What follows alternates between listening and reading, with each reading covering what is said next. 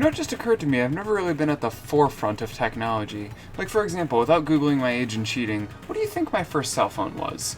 Galaxy S3, iPhone 5? Nah, fam.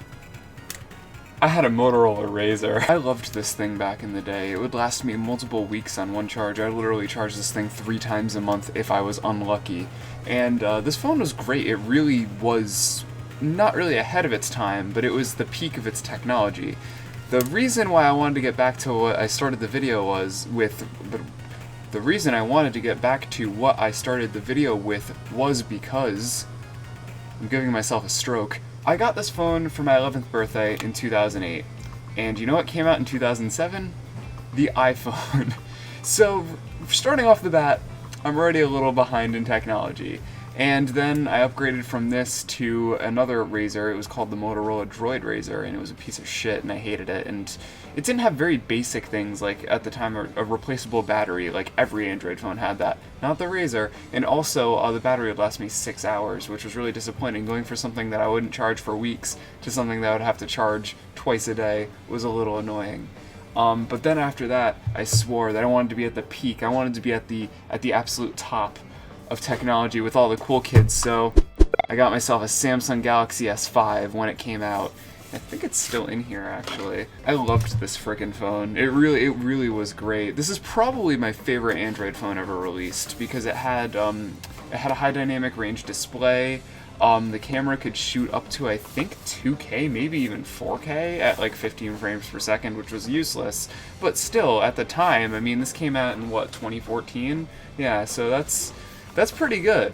And my favorite feature about this was the fact that you could pop in an SD card, which was really cool, because expandable storage was something that only existed on certain Androids. iPhones, nuh-uh, never. But I had the Galaxy S5 for years. I think 2017 is when I decided to upgrade. And when I upgraded to the S7 Edge, which is garbage, and I hate it, and I wish I never did this, because I didn't like this phone. It was slow, the battery would drain even quicker than my Razr, and the Edge gimmick of having to swipe up and get a new... I really wish I went with the normal S7. I did not like this phone. I lasted about 6 months with it. Yeah, I really didn't like the S7 Edge that much, but thankfully I only had it for 6 months, and then after that I sort of jumped around on the Google side of things. I got a Pixel. Occasionally I'd go to like Motorola for a couple months, but eventually I ended up with the Pixel 3a XL, which is... I just noticed my t-shirt and my screen match. But anyways, yeah, so I ended up with the 3a XL, and I was really happy with this phone. I ended up getting it in April of 2019, which was the launch month that it came out in, and I've been rocking it since April of 2019. So it's been 3 long years with a budget Android phone, which was around $500 at the time. So I really should upgrade, right? Well, here's the problem. I still use this... The camera's mirrored. This is fucking me up so badly. I still use this little hole right up there. That is a headphone jack, and it's something that most phones nowadays don't have. To my knowledge, not a single phone that released this past year, that aside from budget ones, had a headphone jack. And I also wanted wireless charging, because the A phones, the Pixel A phones, didn't have it.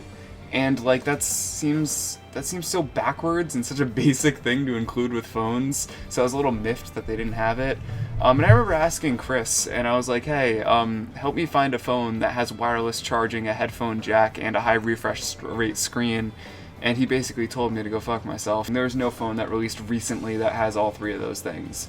But that was the key word, recently, because I went right onto Facebook Marketplace and I found myself a pretty much brand new Galaxy S10 that meets all of those requirements. It's a couple years old, yeah, it came out in I think 2019 or 2020, but still, it's got a headphone jack, a high refresh rate screen, according to Google, and also wireless charging, which is the thing I'm most excited about. I got it sent to me from Marketplace through USPS, and I ordered this about a week ago. It just showed up now. I ordered this a week ago, and it just showed up now. The United States Postal Service suck at their jobs. This package, which was priority 2 mail, it was so priority for them that they shipped it within 7 days as opposed to 2. Alright. That's gonna end up in the ocean. I'm joking, it's gonna end up in a landfill. There it is. Look at that. A lot of people are looking at this and thinking, oh, never thought I'd see a boxed one of those anymore. Now, when I say the USPS were late with this phone, I really do mean it, because all of the other accessories came way before this. Like, I ordered this... When did I order this? Like the 15th? So maybe it was closer to 2 weeks ago. And within that time, I got a couple screen protectors, I got 2 cases, and I also got a couple wireless chargers, which are already hooked up. I use them to charge my AirPods and stuff, because I don't really like plugging them in. But the one thing that I was really like curious about is I remember there's this one feature with the S7 Edge called the S-View flip cover. And what you could do is you could slap that on, and somehow the phone would know that you had the flip cover on, and it would still show you notifications and let you answer the calls through the flip cover and not use up any of your battery. It was like OLED magic, and I was like, whoa, this is the future. The future is now. And wouldn't you believe, they still make them! So yeah, this is for the, this box is beaten to hell, but this is a new old stock of the S10 flip cover. So I'm real excited to crack this thing open, take a look at it, and play with my new phone, which is actually like 3 years old. But like I said, it'll still do the job, because this phone's also 3 years old, and it does still function. It's just slow because it's a budget phone, whereas this is a flagship. So I'm very excited to open this up and play with it. Nice. Alright. That's what the S10 looks like. I'm sure you guys have seen like S10 unboxing videos and stuff, so this is probably nothing special to you, but yeah, look at that. Like, it was basically brand new. The guy has all the accessories still in here, brand new wrapped. I forgot it came with AKG headphones, didn't it? Yeah, look at that. It's neat. I'm probably not going to use those because they're the in-ear rubber kind. I don't like those very much, but it also came with a USB-C charging cable. That's cool. Again, probably not going to open that because I have so many.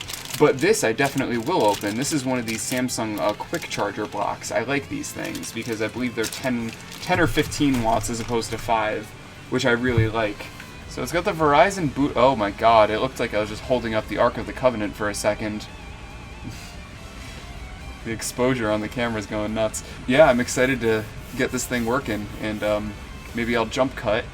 And by that I mean I definitely will jump cut to when I have the phone all set up. I decided not to go with the whole one-day thing, like activate it and then give my impressions, because you can never truly get an impression of a smartphone in 24 hours. You do have to give it a little bit. And yeah, I've been using this phone for about a week now, and it works all right. I don't really have too many major complaints. I do have a couple like minor things. For example, One UI is trash. There's certain parts of it that are really good, like I like the animations, I like how everything is nice and rounded and quick. There's zero lag, like even in the UI, like everything moves and is super fluent. I love that, but I don't like how it's set up. I especially hate Bixby. Bixby should not be a thing. Like genuinely, they could have just used the button on the side for Google Assistant and that would have worked perfectly fine, but the fact that they tried to shoehorn their own little digital assistant in, who is useless because she can't do even half of the things that Google Assistant or Siri can do. So yeah, I don't like Bixby very much. And then there's a couple other things too. The curved screen, I thought I would give another shot. You can sort of see that the glass has a bit of a curve to it.